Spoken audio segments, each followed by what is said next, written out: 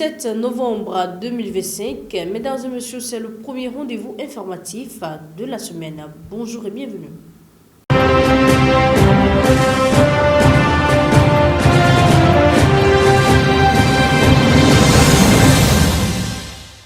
Cette tranche s'ouvre avec les nouvelles de l'Afrique de l'Ouest, plus précisément au Mali, où la crise provoquée par les actions du groupe JNIM affilié à l'Al-Qaïda fait monter les tensions.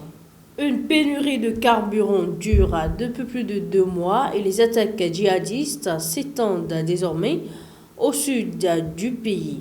Face à cette situation, les autorités de transition exhortent la population à l'unité nationale, affirmant que toute critique favoriserait les terroristes et leurs supposés soutiens étrangers.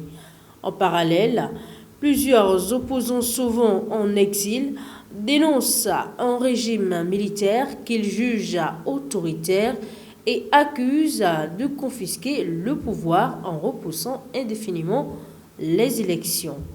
Figures politiques comme Mamadou Ismaïla Konaté ou Moutanga Tall appellent les Maliens à ouvrir les yeux et à affronter la réalité, plaidant pour un dialogue avec les groupes armés. Pris entre peur et méfiance, de nombreux Maliens hésitent à critiquer le gouvernement de crainte d'être soupçonné de complicité avec les djihadistes. Le pouvoir continue, lui, d'attribuer la crise à des ingérences occidentales, surtout françaises. D'une région à une autre, à Kinshasa, les pluies diluviennes ont une nouvelle fois exposé la gravité de la pollution urbaine et la défaillance des systèmes d'assainissement. À chaque orage, déchets, plastiques, boue et immondices s'échappent des caniveaux aggravés par des pratiques négligentes comme le vidage sauvage des chariots d'ordures. Face à cette situation jugée catastrophique, le président Félix Tshisekedi a dénoncé l'absence de suivi dans la gestion de la salubrité publique. Alarmé par les risques sanitaires et environnementaux, il a convoqué d'urgence les responsables concernés et averti que des sanctions seront prises si aucune amélioration n'est observée. Toujours en Afrique, presque un mois après avoir été investi, président de la refondation, Michael Randrianirina s'est exprimé pour la première fois à la télévision nationale malgache ce dimanche 16 novembre.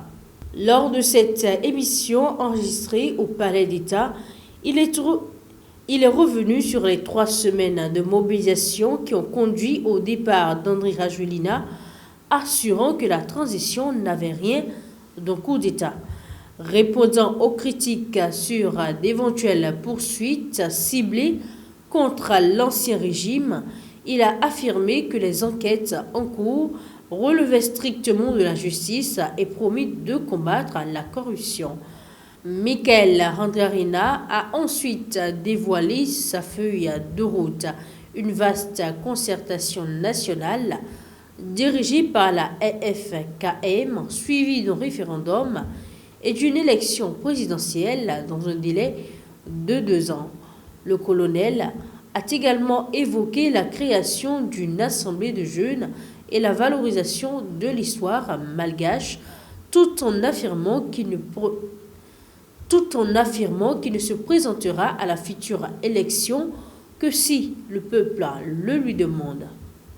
Autre point dans l'actualité de cette matinée, le pape Léon XIV a confirmé la restitution au Canada de 62 objets autochtones conservés dans les musées du Vatican. Ces artefacts, masques traditionnels, canoës inuits et divers objets spirituels avaient été collectés en 1925 par des ordres religieux pour une exposition missionnaire dans un contexte où l'Église participait à la politique d'assimilation forcée des peuples autochtones. Le Vatican présente ce geste comme un acte fort de réconciliation. Les objets seront remis aux évêques canadiens qui les restitueront aux communautés concernées. Le Saint-Siège parle d'un signe concret de respect et de dialogue. L'ambassadrice canadienne a salué une journée historique. Rappelons que ce retour s'inscrit dans le processus amorcé par les excuses du pape François en 2022 pour les torts causés dans les pensionnats.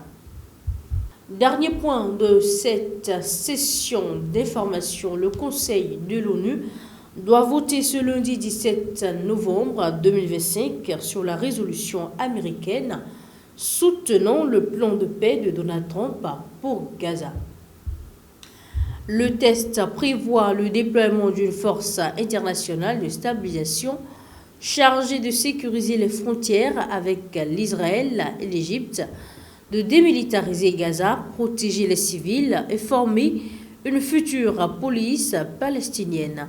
Il propose également une gouvernance transitoire, un comité de la paix dirigé par Donald Trump qui administrerait Gaza jusqu'en 2027, tout en évoquant la possibilité d'un futur État palestinien après réforme de l'autorité palestinienne et reconstruction.